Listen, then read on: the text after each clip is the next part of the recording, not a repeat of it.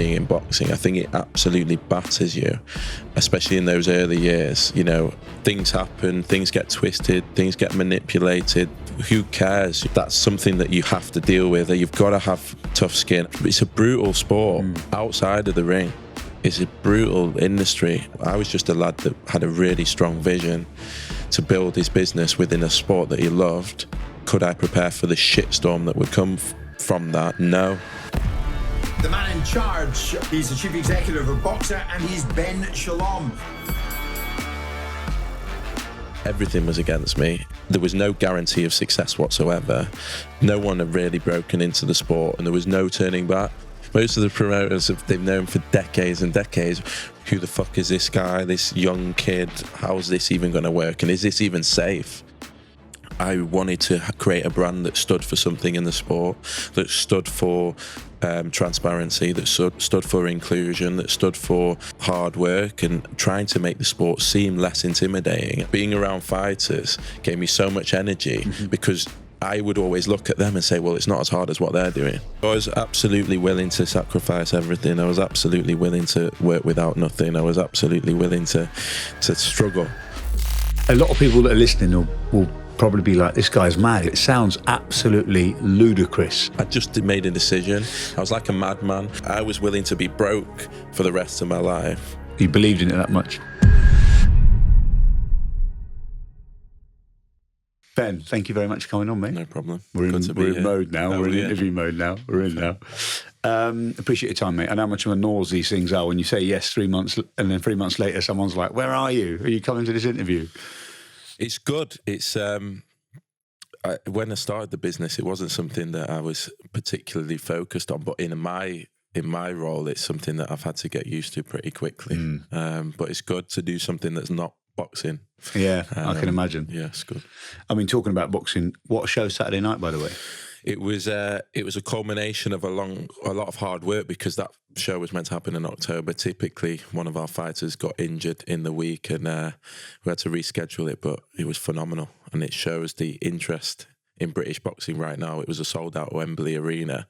Incredible. It's two guys that aren't really necessarily ticket sellers, but the fight just sold, and incredible. Strong undercard as well, though. That helps, doesn't it? It does. I think some of our brightest talent on there as well, and they're progressing really well. Did that main event, did it go how you expected it to go? I think so. I think it was a very good fight, very close fight. I mean, both of them stood in the middle of the ring the whole night. I saw, yeah. There was no backward step, and it was just two great ambassadors for the sport. And yeah, they gave it everything. And I think, look, Dan Aziz, we've been with for a long time, and he said to me on his way out, you know, his dream came true that night. Like, he wasn't on TV 2 years ago. He's just headlined Wembley Arena. Huge amount of opportunities open for him as the loser as well. And Josh Buatsi gets his big night and moves on to world titles. Wow. Yeah. Mate, I saw a little bit of heat clips from CBS and Reactpor as well. Yeah. They keep coming out on Twitter now at the moment. Yeah, when that fight rehappens, where honestly is your head at? What would you call that fight? Where does it go? Which way does it go? It's difficult. It's got so much to it, that, because Chris Billam-Smith, as you know, from Bournemouth, has sort of just become this cult figure out of nowhere. And we've been at 4 or 5 fights down in Bournemouth now, and selling out stadiums, and became a world champion against Lawrence Okoli when no one expected him to. But he's got this one loss on his record, and it's Richard Riakporhe. And so for Richard to be in the mandatory position, to be one of the most feared punchers in the division as well, both British, both with all the history, both for everything. So it's a huge fight for both of them. And Richard's been someone we represented for a long time as well. So great that he gets the opportunity, and may the best man win. Is going to be interesting. Yeah, it is a tough one. It is a tough one. I've not seen loads of Reactpor, to be honest. Obviously, I've been following Chris's journey. He's a good friend of mine, and I've seen him develop as a boxer and a fighter and as a person. So I'm genuinely pretty excited about that one. Yeah, I think it's a 50-50. I can't call it. I know Reactpor bangs. I've seen him on some of your shows in London, the one I came to with Cow and that. It was... Yeah, no, ridiculous puncher, but it just depends how they've developed. You know, Chris, to be fair, has now been fighting at world level for a while. Richard hasn't necessarily as much. And so will that count in Chris's favour? Or, has Richard developed to such a point where it's going to be an even stronger night for him, because he has come on a lot. He's a much better fighter.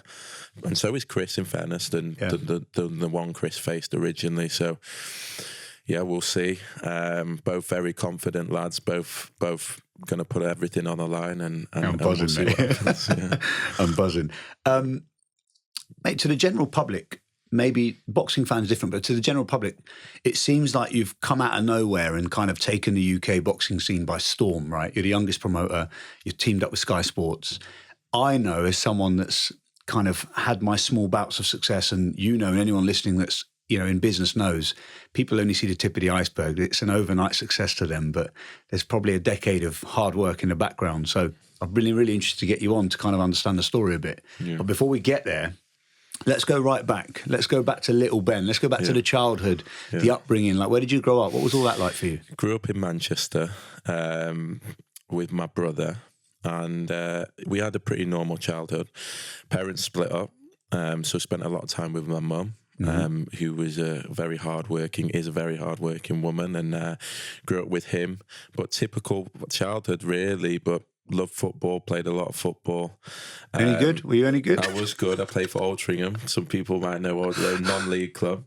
But yeah, it was a good childhood, because I was just I experienced loads of different things. My mother's an Irish Catholic family. Dad's got Jewish background as well. So it was, I had an experience of different things and different people, and grew up, most of my friends were actually, from different cultures as well. That's what it was like in Manchester, especially the school I went to. It was just mixed. It had everything. And I enjoyed it. And that was where I first came into box, started to come into contact with boxing. But it was more just a great childhood, in the sense that I experienced a lot. I'd seen very, very wealthy families, and then I'd seen the complete opposite, and experienced everything. And so it was when I look back now, it was a good childhood, and definitely one that instilled hard work in me, and definitely in living in Manchester, as I say, it was like a melting pot. I think that's why I love working in boxing as well, because it's just characters from all over the world. It could be from any background, and it's a special sport like that. And yeah, definitely growing up in Manchester was like that as well. What? How old were you when your mum and dad split? Young. Young enough to remember? Young enough to, no, old enough to remember, but young. It might have been 8 or 9 or something. And is your brother older than you? Brother's younger, and so that was obviously this. When that happens, I think you grow up quick, which is good. I always think now, and look at friends that maybe didn't have certain things going on in their life growing up, and personally, I'm grateful for it, because you do grow up quick. You have to become resourceful. You have to become thick-skinned. I had a few other things that would go on as I was growing up, especially living with my mum. And I think it's one of those, some of those experiences, at the time you're like, why me? Or why is this happening? Why this? But I think it definitely toughens you up. And as I say, like it made me resourceful really young. And so I was always working. What about relationship now with mum and dad? What's that like? Good. With both, yeah? You speak to both? Yeah. Speak to both, very close to both, to be honest. And I remember when I told them I was doing boxing, that was an interesting one, an interesting conversation. But they, close to both of them. And as you get older, I think you sort of understand life isn't simple. I think when you're younger, you start saying, why have you done this? Why is it like this? I think as you grow up, you realise what life's about, and get on with both of them. And they love coming to the shows now, and they love it. They it's a different world for them as well. Of course. So it's been amazing to see, and actually for them to be on the journey as well, I think it's been good for them as well.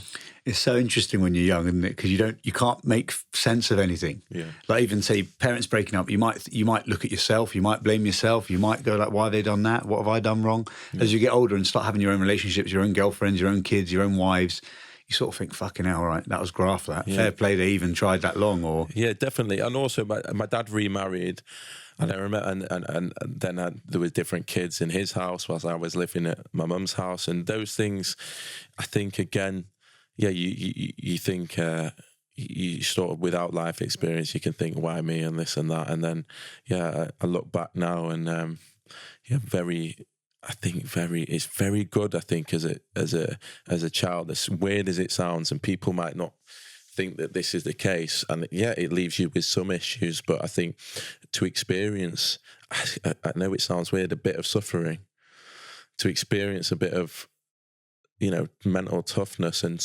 things that are unfair. I think it's, you know, it's good because life isn't fair. And so if you work that out and see that when very young, I think it conditions you to, especially to be definitely an entrepreneur where things aren't fair and things don't always go your way. But in life in general, I think it's weird now because I always think, how would I bring up my kids? Because I think without suffering in a way and without experiencing hardship, I think it's really hard. I would find it really hard to be able to make sense of life when you step out of that world and go into working life. you need challenge, don't you? I think, as you said, to toughen you up. Do you have any kids? No, I don't. I just can't. Not with yet. what we do, or right now, it's just impossible. I think it would be unfair. That definitely would be unfair. But yeah, as I say, it wasn't always easy, but I had great experiences as well. And I think, yeah, the motivation from me probably came from early on, and I still remember it early on, is when I came into contact with people with money and this and that. I remember maybe the feeling that, or the feeling that they thought they were something, or that they thought they were bigger than you, or they thought, whether it was kids that had such things or whatever it was.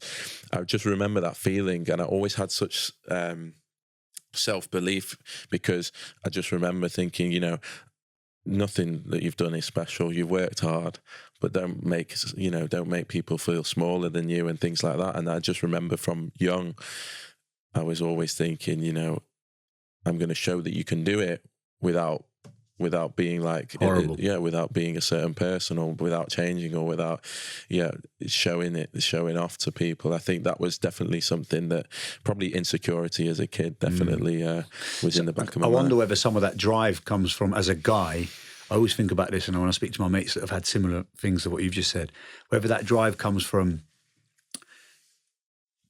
proving to dad, or, you know, like there's that element of like, I can do it without him. You know, I can prove him that I'm worthy, or I can prove him. There's this like thing you get a lot if you do therapy. They always root it back to your childhood, don't they? And they find some little thing and they fucking home in on it. And they make you talk about it over and over and over again. Like my parents haven't split up, so I was fortunate in that sense. But mine was always about fitting in. I was a brown kid in a very white school. I never got picked in a football match. I got bullied a lot. I got called a packy and all sorts. So my whole thing come from, right, all the kids that I see at school that are happy have got money, or their parents have got money. So I was like, right, if I make loads of money, maybe I'm going to be happy. Yeah. That was kind of my drive. No, I can see that 100%. I've realised that now. I didn't at the time. Yeah, I think when you're young, you look back on it and you realise that was the source of pretty much everything. For me, it wasn't about proving to my parents. I didn't think I had anything to prove to them.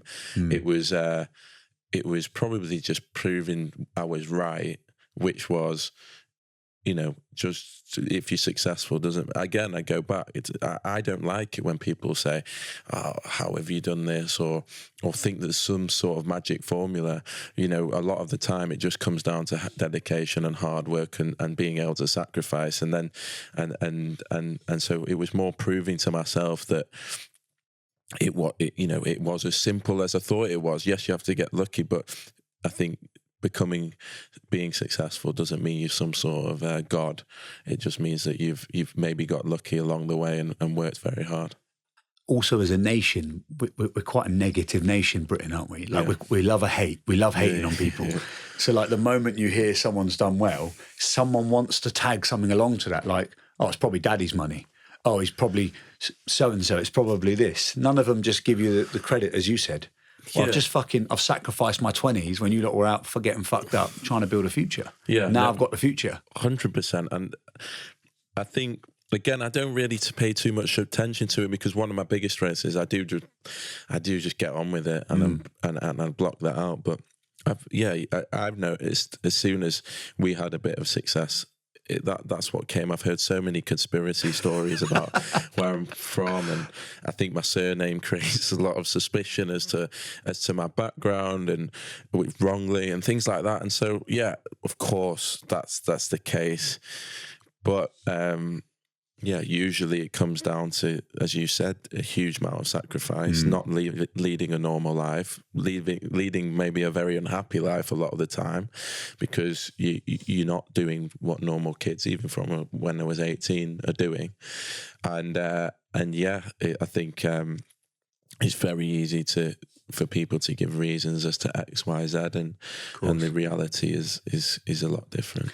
You know, people talk about this kind of work-life balance, and I always say to people, like, if you really want something, there's periods of your life where there's going to be no fucking balance. You can't have balance if you're trying to win, whether that's in business, whether that's as a sports person. You're either obsessed or you're not. Yeah. And that period you're obsessed, you're right, you're not going to see your family, you're not going to see your kids, you're not going to sleep properly, you're going to have an unhealthy life, you might miss the gym.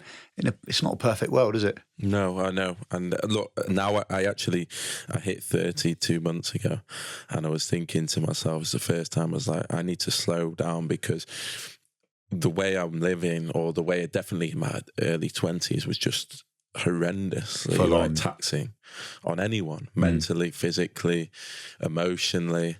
And I do think that now, I think you become more mature, you realise that you need to be healthy, you need to be resilient to be able to keep going, especially as you get older. But yeah, from in my 20s, everything was sacrificed, everything. Million miles an hour. Just, yeah, and nothing, and rightly or wrongly, nothing else mattered. And that can be a lonely place, as well as you know, you achieving these things at some points along the way. You know, you have a huge amount of setbacks, huge amount of failures, and it is a lonely place. As I say, it's not. There's not many people you can speak to when you're in that environment. I agree, mate. I agree. So you're into football loads. Yeah. You're at school. What were you like at school? Any good or not? Yeah, good at the right times. Worked hard. I always did at the right times. I was a bit.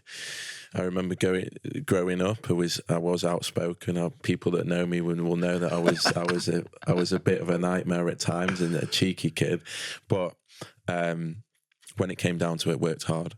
And I think I realised early on that I needed to find a way to escape the normal route and escape getting a job. I didn't work well in terms of with authority. I didn't work well in those environments, and you know, I knew that I was going to have to do something different, because I just couldn't seem to fit or accept in those situations. So yeah, early on, whether it's from 15, 16 to finding, you know, ways to make money or businesses or give myself a focus, I had, looking back now, and now more in an older capacity, I was, you know, I had fairly not, I wouldn't say severe, but I had ADHD to the point where I always had to focus on something, or always was restless, and always felt like I had to find something to exert energy on. And so in a normal environment, I was extremely restless. I couldn't go on long. I remember as kids, they wouldn't take me on long car journeys, and they wouldn't put me in. It was a quite nightmare. disruptive. They wouldn't take me on planes and things like that, because it was just like after about 2 hours, I was off the wall. And so, but equally, it's given me an energy that definitely now looking back, when I was younger, I was constantly looking for something and looking for things to do, and managed to channel it in a positive way. And so by the time I got to university, I was running student nights, had a fast food takeaway, and was studying law degree. My man had a kebab shop. Did you say? You know what it was? It was a takeaway called Munchies. Oh yeah, which was meant for late night snacks and deliveries, and we used to deliver to all the campuses, and we had our own shop. And then the student nights, what, as in night? Club nights. That's how I first started. Fuck, so you started like me. Yeah, I think honestly, every promoter that I meet, whether it's like the top music ones or even the top sports ones, they start in similar places. And so I was doing all that, and and a law degree, and this is where it became nuts. But again, it prepared me for what was to come in boxing. I had nights where I was the delivery driver, delivering fucking waffles, and then at the same time, then I'd be at the one of the clubs maybe we had on the next day, whilst studying for a law degree, whilst trying to work out contract law and tort, and fucking, it was crazy. And so it was way too much. It was unhealthy. It was like, again, I'd sacrificed any sort of life. Again, don't know why. It was just something. I would go insane if I didn't have something to. It wasn't just, I want to be, or yes, there was a desire to be successful, but there was also a desire to occupy my mind and focus on problem solving and find a way. But yeah, definitely got out of control in terms of what I'd taken on then. But definitely also prepared me for the craziness of boxing, because it's so multifaceted and requires so many different skill sets, and so doing so many things during from the age of 18 was a big plus. There's a lot of what you described there that reminds me of me. Yeah. It's crazy. Yeah, the kind of occupying your mind, having a really short attention span. Unless it's something that interests me, then I could hyper focus. Otherwise, I was fucking all over the place. Yeah. No wonder why your dad's shocked, mate. He's just law degree to boxing promoter. Yeah, I know. And obviously for them, they were never business people. Like, it doesn't even register. It's not really like they're more traditional path. They just wanted me to get a job and but as well as being supported, but it wasn't in our DNA. Yeah. So it was a bit. Yeah, it was definitely a shock to them. How do you go from? Did you finish your law degree? I did just. So you've got a law degree? Yes. And it's contract law? It's full law, everything. So could you practice now as a? I could have gone into law, but as I said, I was determined to avoid it. Mate. Yeah, I was determined to avoid it. I shouldn't have. I'm glad I did it, but it was more. Yeah, I was just determined to not go down that route. Amazing skill set though to take with you into kind of business as a base thing. But so then, how do you go from Mr. Law degree to a boxing promoter? Well, how does that all come about? How does it work?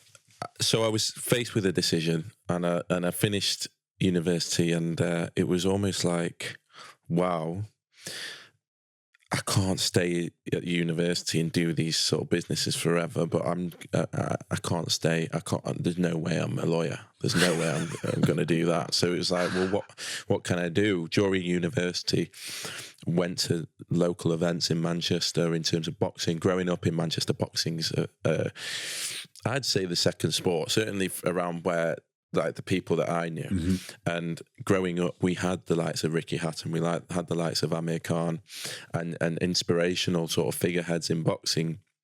But we also had this really vibrant, like, small hall scene where you'd have shows almost every week. Mm-hmm. Lower level boxers. No, professional. But you know, at the lower level and the small hall level. And I always just saw, again, probably got hooked on it. And then as I learned about the business and started to help out on smaller local shows, you know, became quite attached to certain fighters, realised how messed up the sport was, realised how crazy the sport was, realised how much of a challenge it was, but saw so much opportunity because of the global, there's no language barrier, there's a global huge potential. And for me, it was like, for my headspace, I felt like I always needed something without a glass ceiling that seemed impossible, but I wouldn't feel trapped. I think the worst thing for me was feeling trapped, and that's why I've always tried to avoid a job or avoid a situation that makes me feel uncomfortable or makes me feel trapped. And so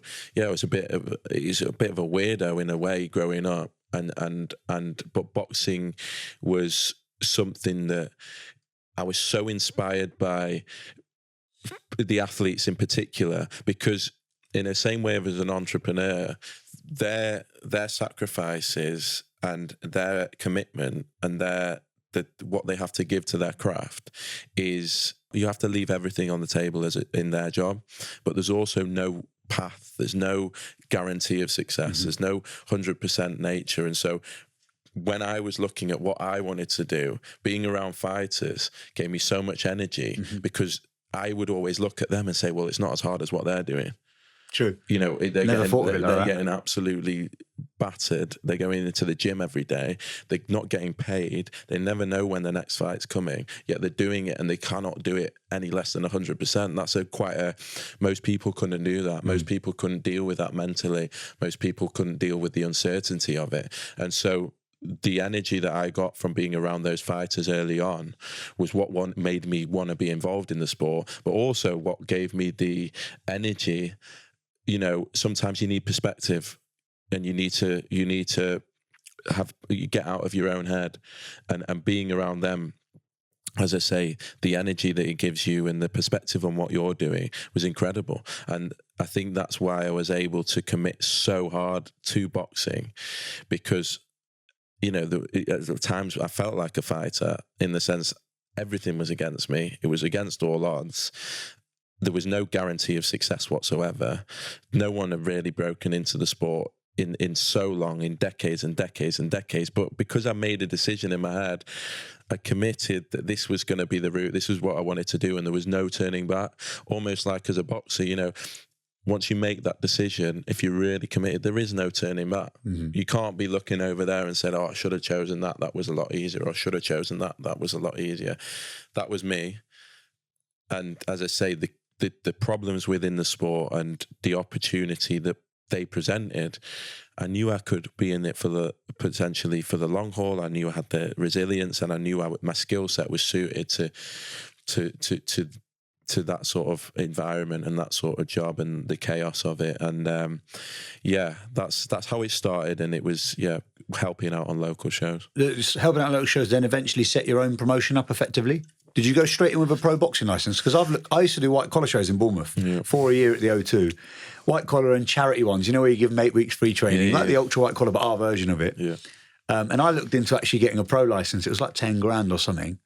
But then when I actually looked into it, you need a stable, you need boxers, you need ins as well. It was such a tough industry to break into. Yeah. That's why I'm fascinated. It was ridiculous. And looking back now... It was only Eddie, really. Eddie was dominating. Eddie, at the time, I know people talk about Frank, but it was Eddie, and there wasn't much competition. No. The broadcasters weren't all there at that time. You know, I think Box Nation was trying to get off the ground, but there wasn't much. And yeah, I think the naivety is something I'm always grateful for, because any sane person wouldn't bother with that, especially like there was no, you know, especially as wholeheartedly as I did. And so helped out on local shows, really understood the grassroots of the sport.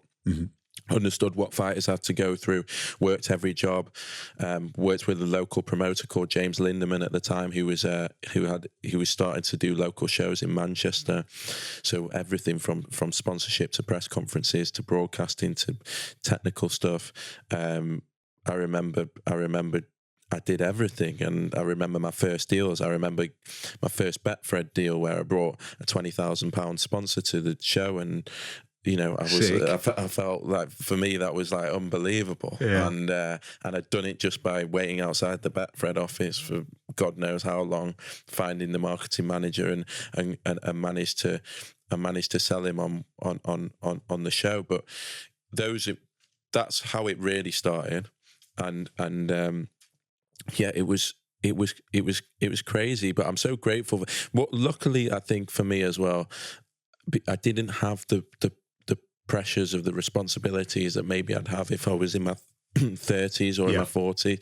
So I was absolutely willing to sacrifice everything. I was absolutely willing to work without nothing. I was absolutely willing to struggle.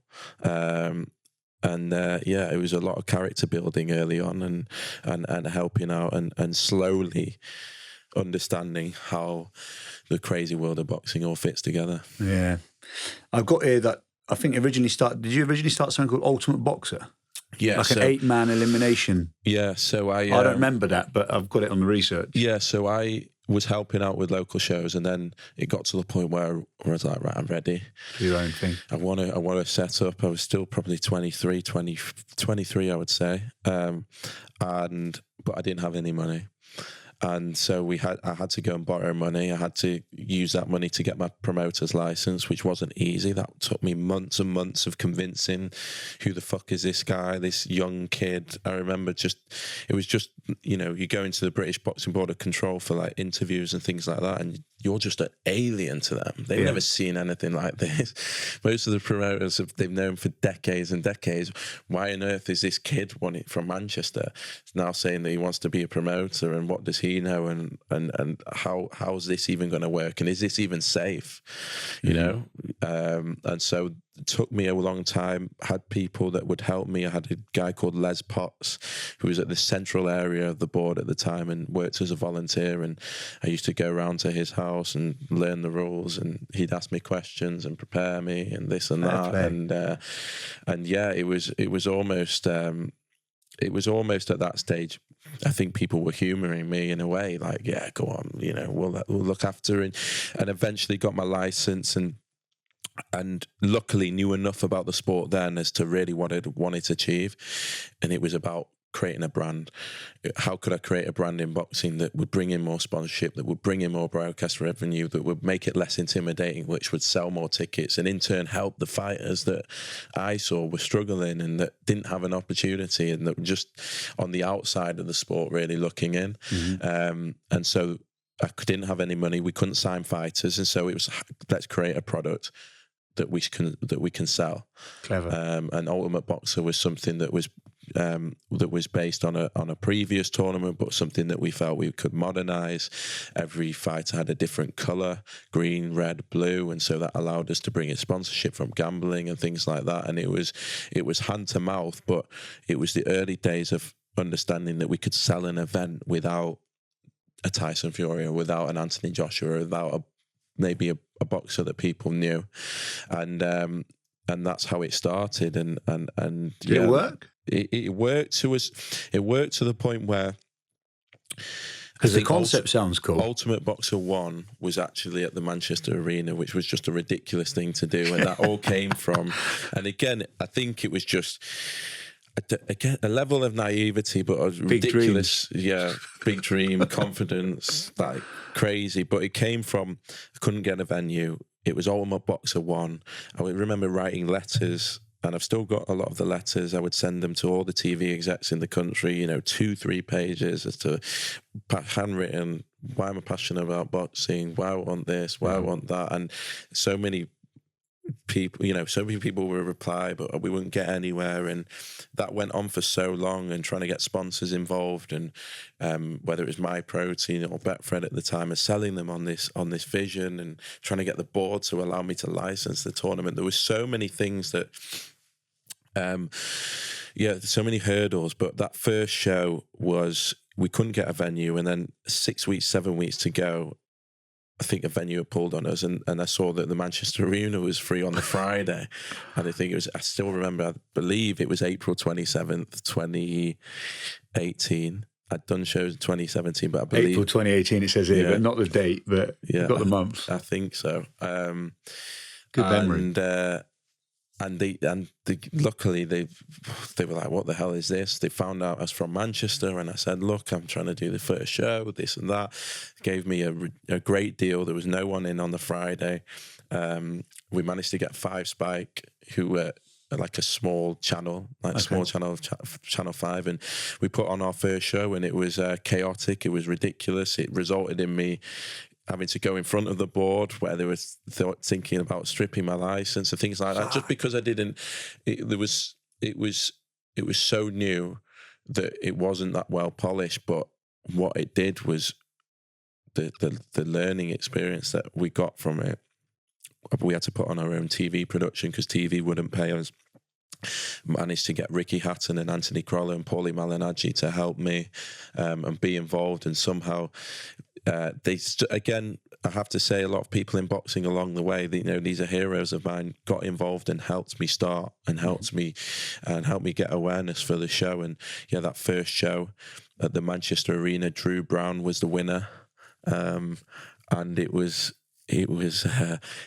chaos, but it also was so inspiring because the same team, 3 or 4 of them that I started with then, and at the time we were in a estate agent at the front window because the estate agent has left in Manchester, and we just jumped in and sort of decided with the landlord that we were going to use it, and we were in there and people would knock on thinking we were selling houses, and I used to be able to see the Manchester Arena from where I lived, and that whole period was just looking back was a whirlwind, was crazy. I put my balls on the line. It wasn't profitable in any sense, but we managed to bring in a lot of sponsorship, a lot of ticket revenue, and really understand the fundamentals of the sport. And because we had to do it without TV money, which for a big promoter is obviously unheard of. So very difficult. Yeah, it was that was the start, and we did 5 or 6 shows.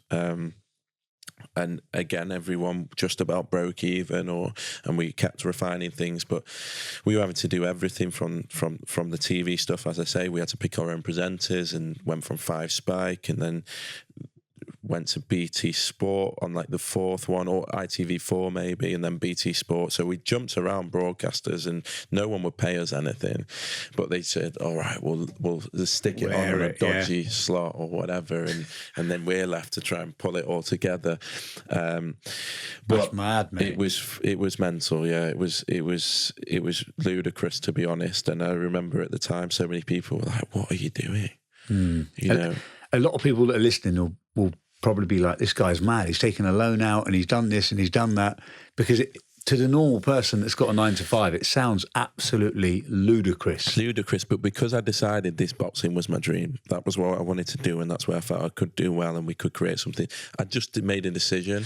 I was like a madman, so there was no way that it got so deep to the point where I would, I was willing to be broke for the rest of my life. You believed in it that much? And because I've decided, even if it didn't work, that I made that decision. So once I made that choice, are you quite good at owning your decisions when you've made it, even if they're wrong in hindsight? Or in hindsight, if you're like, fuck, I shouldn't have done that. I think for me, I just realised early on that there were going to be times where it looked impossible, and there were going to be times where any normal person would stop. And I'd read enough and I knew enough about business to know that. And so I knew I'd always have the temptation to go and do something else or to give up. And so I had to force myself to because it was so impossible what I was actually trying to achieve, which was, especially into an established industry like boxing, and especially make a real success of it. I couldn't allow myself a way out. I think the human brain always looks for a way out. Easy way out, yeah. I just didn't allow myself. It didn't matter how bad it got. And at times it got very bad. I was worrying about how to pay bills and how to pay anything really at certain times. And it was it's a type of industry that, you under scrutiny as well. So it was just something that I made that commitment to myself and gave myself no way out.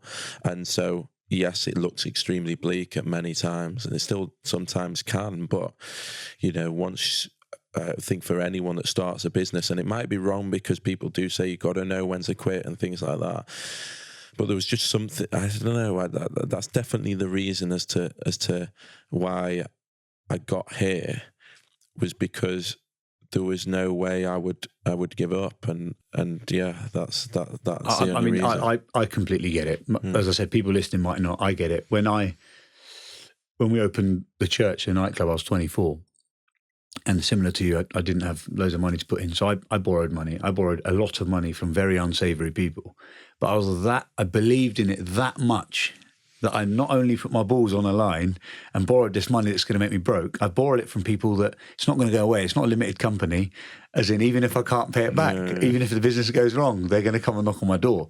I was that kind of fucking believed in it and passionate in it. And it did pay off. Yeah. And it did pay off. And sometimes I think if you put yourself backed up into a corner, there's that quote, you don't know how strong you are till it's the only choice you got. If you put yourself into the corner, you have to fight. 100%. And that sounds like what you've done to yourself. Like what you've said. I find myself calmest In the chaos. When shit's really against me. I think clearer. Are we psychopaths? I think clearer. Yeah, maybe. I don't know, but if things are going, sometimes if things, and this goes back to not wanting, I couldn't operate in a normal environment. I remember at university, I was really fucking depressed at the start because I was like,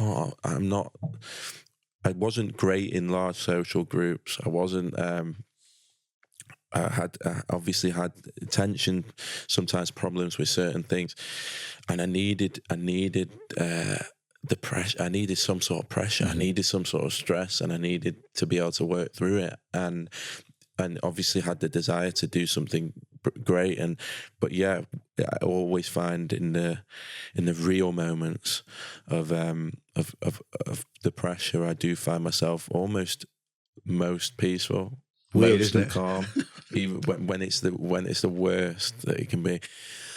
Yeah, I mean that's a real kind of stoic mentality. They actually, like, if you read any of the books now, self-help books, business books, the stoic books, they all say exactly that. Find like to be calm, not to let emotion take control. To be able to make decisions, you have to be able to stay calm, haven't you?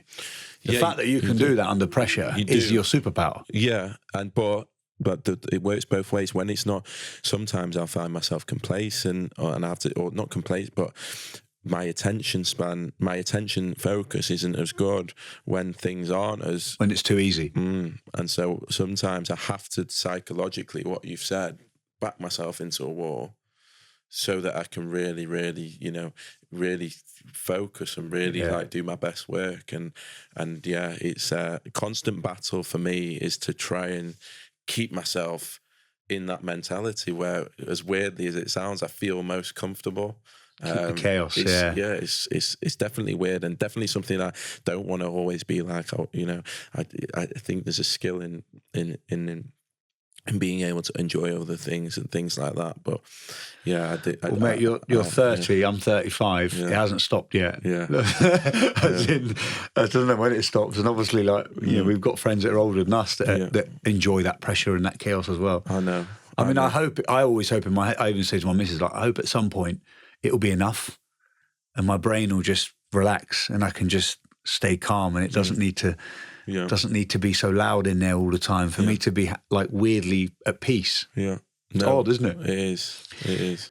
Hi guys, while I've got you, I wanted to announce an exciting new sponsor for the show. For those that know me or listen regularly, you'll know that I'm a big combat sports fan, and some of my favourite kit to use when training is by a brand called Venom.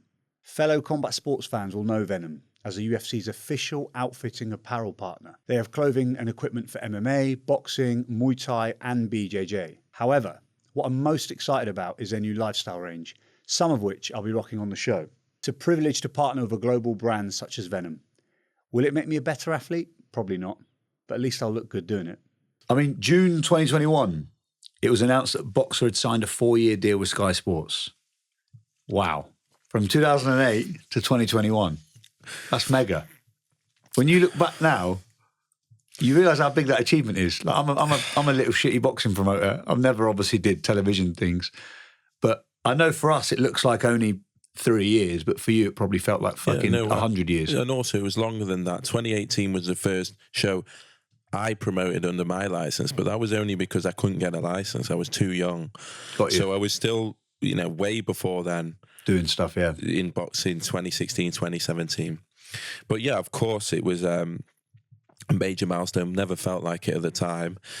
We had offers prior to it for different broadcasters, but again, I was so focused on you not wanted taking Sky. the easy way out, yeah. And so I it is the best. It is the best, and it was the best for us, and especially because we, 18 months, 2 years prior, I knew that there was going to become an opportunity. Part of the reason why I bet so big on boxing was because the broadcasting competition was becoming greater with the introduction of OTT platforms, Netflix, Amazon, digital stuff with, at the time, Lab Bible and Unilad were even streaming events. So there was huge competition and amongst broadcasters, and boxing was very, very underdeveloped and had a lot of problems as well within the sport, but could translate into big audiences and could, communicate a great message. And so for us, 2 years earlier, before the Sky deal, I created the brand BOXXER.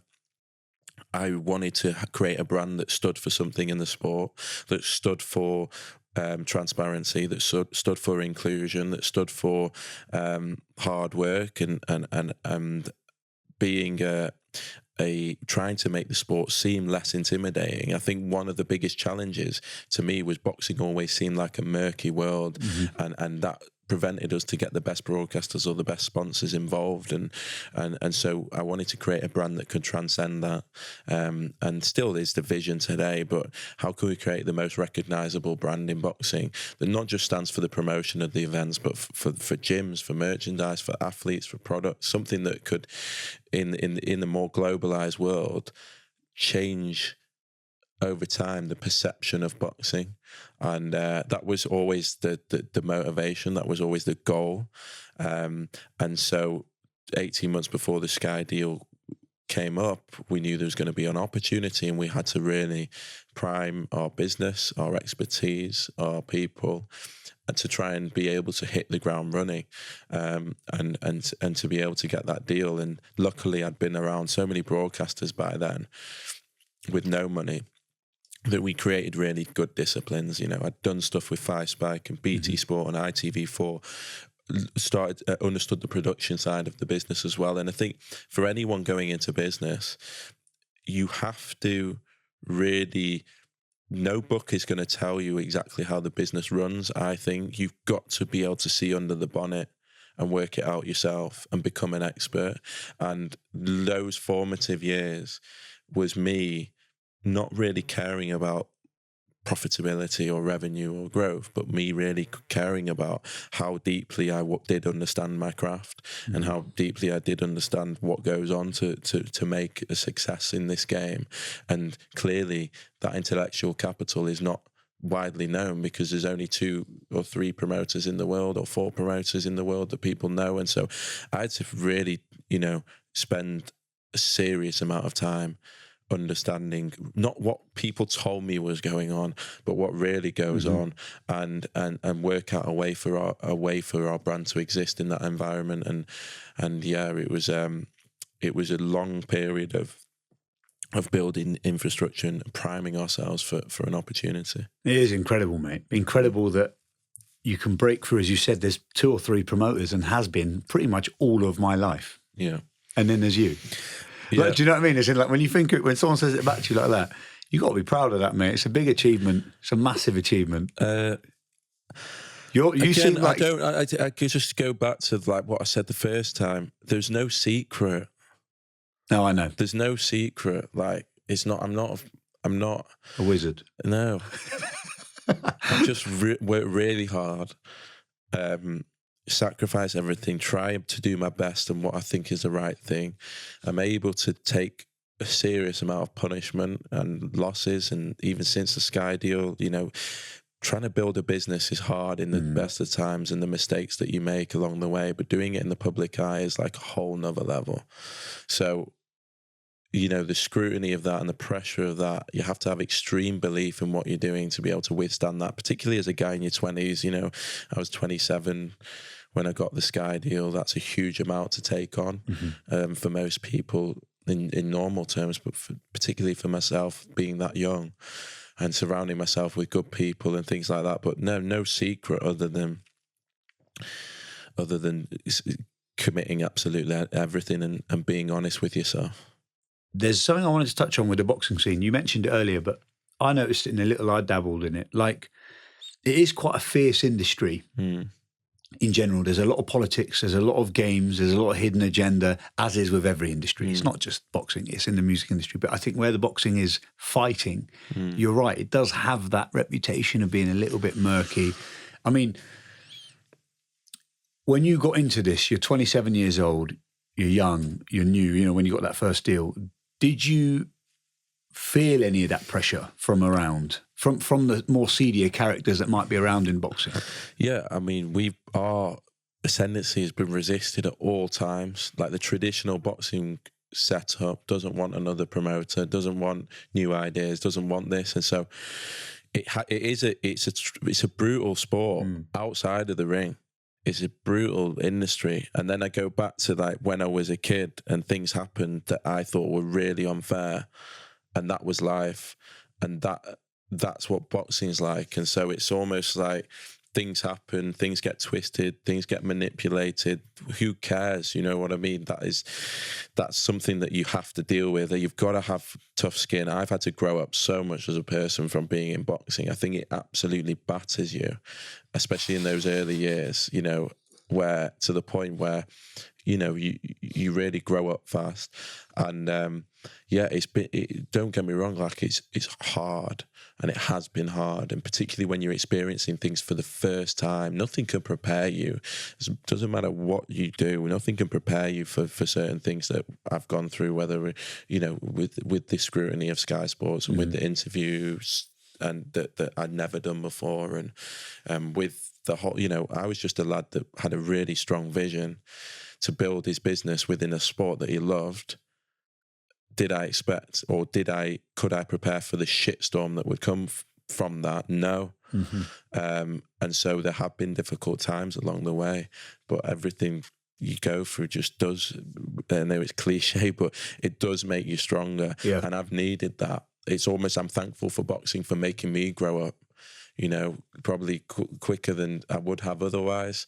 And I think that's what the sport does for a lot of people. And yeah, it's still a hard sport. We're still battling a huge amount of battles. We're still performing against all odds, and that's what I say to our staff. It's like, we're going to make mistakes. There's going to be things. People are going to doubt us. People are going to talk down to us. People are going to say we won't. Every time we've hit a milestone, we've been told we can't do the next one. You know, we might get the Sky deal, but you can't do a pay-per-view show. We might do a pay-per-view show, but you can't sign an Olympian. You might sign an Olympian, but you're not signing the best one. You then sign the best one. They made a mistake. You've paid too much money. You can't put on regular shows. You then put on regular shows, and it's because of this, and then it's because of that. We're going to have that for a long time.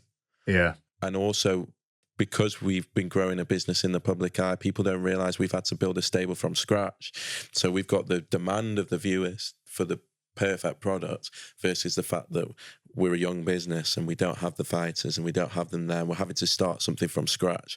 So you've got to withstand a huge amount of scrutiny on every decision making. And I was listening to actually a Steve Bartlett thing, because I know Steve from Manchester, and he was talking about what it was like since he was on The Apprentice and things like that.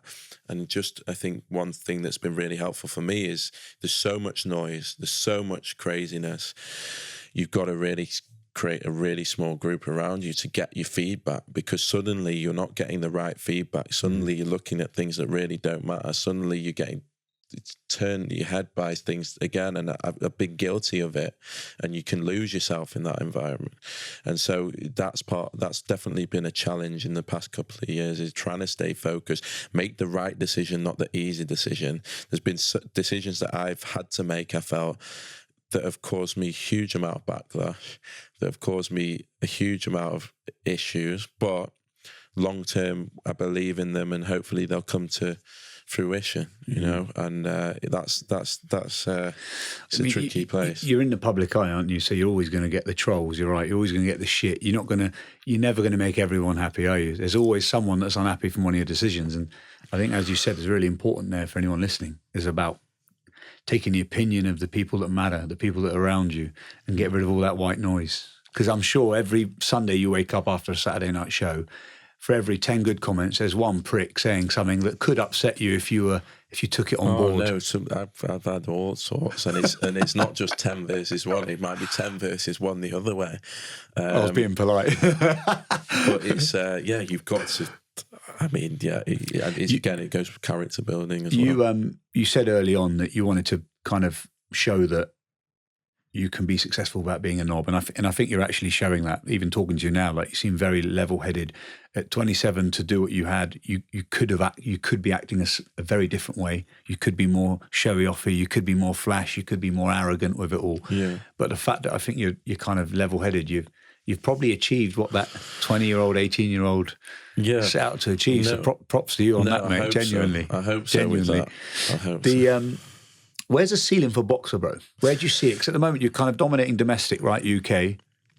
We're doing well domestically. I think for me, What's next, like in the terms of the dream for it? It's about realizing why we started, and it was to create a brand. We're always in the, and I don't want to get too, I don't know how interesting it is, but when you get a deal like Sky, you're a service provider. And so there's sometimes during providing that service, you can't necessarily fulfill what you really want to fulfill with the brand. Got you. You know, that's the trade-off. You know, we could have gone down the road of raising loads of money or getting, you know, and doing it completely our own way and things like that. But no, Sky was perfect for us, a huge opportunity. But there is a trade-off. They're our client.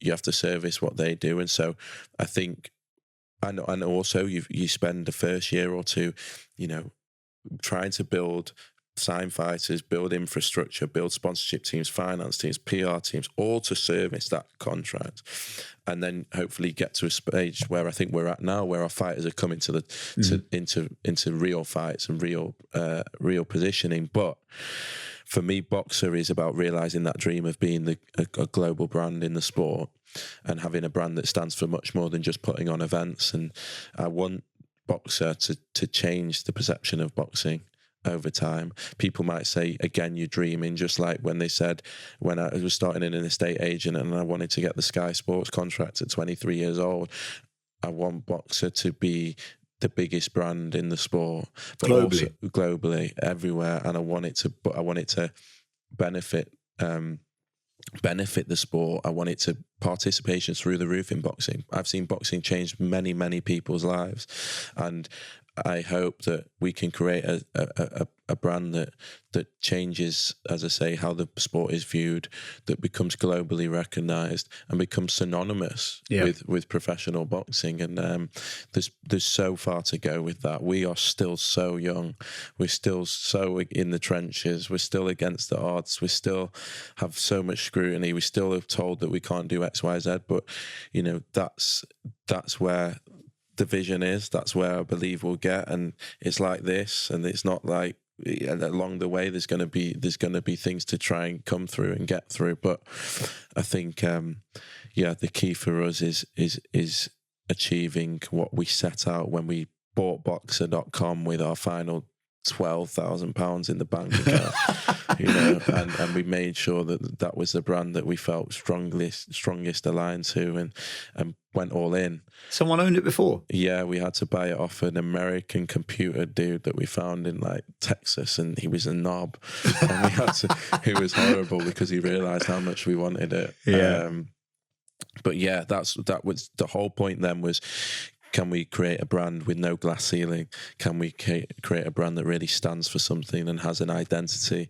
And that's where the vision will go. Yeah. There's quite a lot of money rolling around in boxing, right? Especially at the moment in the Middle East, Saudi, all this kind of stuff. They're throwing loads of money at it. Is that something... Is that an area that you're looking into? Is that an area that interests you? You have to, because they're coming into every sport. You've seen it in golf, you've seen it in football, and they've done fantastic things. You just can't ignore it, can you? No, you can't. And they've done fantastic things in boxing already.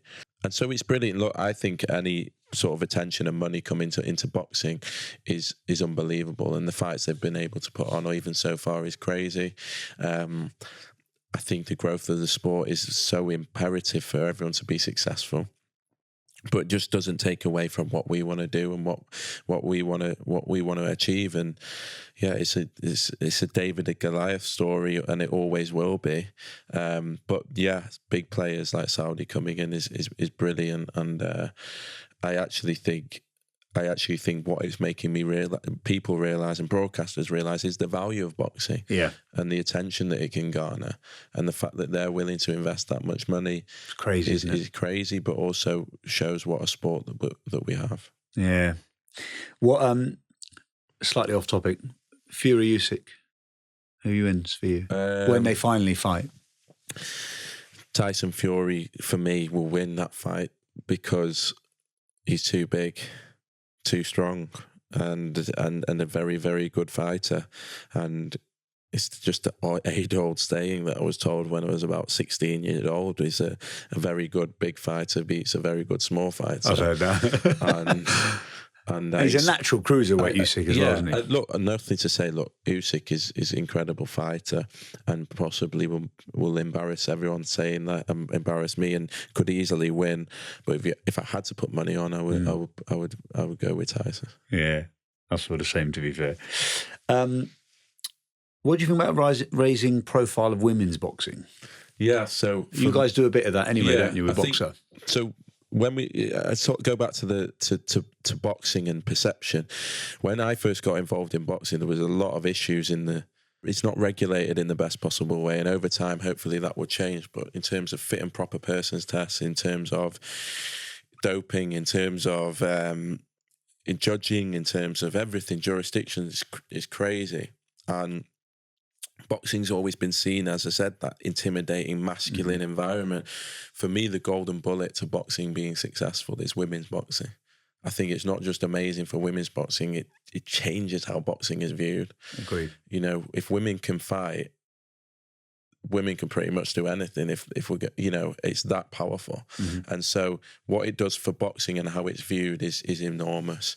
We feel we've got the strongest female stable in the world now. We did the first all women's night at the O2, and it was spectacular. It was the biggest event they've ever had on Sky for women's sport, never mind just boxing. Wow. Biggest viewing figures they've ever had, and it just showed how amazing the sport can be. And I think boxing should be grateful to women's boxing for its ascendancy and its rise, because I really, really think it's benefiting the whole sport. And yeah, it goes back to, for us, why we started and trying to change the perception of boxing. Bit of a mad one. Do you ever think there'll be mixed gender fights? No, and that would be ridiculous and dangerous and crazy. I've seen a lot of calls for these. It's a dangerous topic to talk about, but if anything, fighting's dangerous enough. So to start experimenting with that is fucking. No, I agree. I agree. It should be fair. Yeah, should be fair. Bro, if there was one thing you think needs to be changed in your industry, in the boxing industry, from a promoter's perspective, what would it be? If you could change one thing now, the click of a finger, that you think would make it better. One global authority on everything. So on judging, on rankings, on world titles, something that was just meritocratic and uniform. The worst thing about the sport, and the best thing as well, but the worst thing is how fragmented it all is. And I think if we could somehow have uniform rules. I mean, at the end of the day, we've got one sport. So if we've got one sport, why do we have different judging methods? Why do we have different doping systems? Why do we have different? Is this per country systems? Or even split up within countries? No, within the world. Like you have a FIFA, and like you have everything. Every other sport seems to be well governed. I think regulation would be key to boxing being successful. And I think for me that would solve a huge amount of problems. Not just like one. I think a lot of it stems from the reality that, you know, promoters really hold all the power, and they're the ones that are obviously making their business through it, and great, but it's still a sport, and I think not having strong governance within it causes chaos, to be honest, within the sport. I never realised that, actually. I didn't realise there was so many governing bodies, because I just think of the British Board of Control. Yeah. Obviously, that's just Britain, right? Exactly. So you have its own thing. Saudi will have its own set of rules. And you've seen now promoters doing their own drug testing stuff, and certain promoters going to different jurisdictions, and certain fighters being banned in one area but not in another, and then different rogue, isn't it? Different governing bodies acting in different ways, different rules for different ones. I mean, I think the hardest thing for boxing is it's quite hard to understand. You know, it should be easy to understand. It's two guys, but I think a lot of what has put people off in the past is it's quite hard to follow what's going on. The long-winded undercards, the multiple belt systems, the multiple different belts. It is confusing for an armchair fan. For an armchair fan, and so I think to try and simplify it can only be good for the sport, can only be good for the fighters. I think if it could become more meritocratic as well, where opportunities are created via performances rather than knowing the right people, being with the right trainer, you know. Look, this is political agenda. Yeah, this is just a boxing dream, but I do think there's a reason why boxing's the biggest out of all the combat sports, but doesn't have this. You look at the UFC, you look at WWE, and there aren't those massive corporations within boxing, because it does let itself down in that respect. I've never thought of it like that. Yeah. But That's quite interesting to hear. It's a crazy sport. It is a crazy sport, but it's got a long way to go. But the popularity at the moment is very, very high. Dream fight. If you could make one dream fight, what would it be? Forget who they promoted by or what TV rights, as in just two fighters. I think we're starting to see them. Really? I think we are in this modern era. I've always wanted to see the undisputed heavyweight title. Yeah, and me. And we get that now, thanks to, again, through the Saudi influence. I mean, as a boxing fan, that's all you want. Mm-hmm. And it can happen regularly, and it can happen all the time. And we're definitely reaching a golden era for that. For me, fights still, as a British promoter, I want big fights to be happening in the UK. I want stadiums still to be sold out and things like that. But what Saudi have done, in fairness, to be able to pull these fights together is incredible, and it's only going to benefit the sport. For sure, bro. Is there one particular time, mate, that stands out to you in this whole journey from that 16-year-old that started kind of helping out at shows to now, where you got the closest to throwing a towel in and you thought, fuck this, I'm done with this? Is there any particular thing that sticks into your mind? The darkest, hardest point?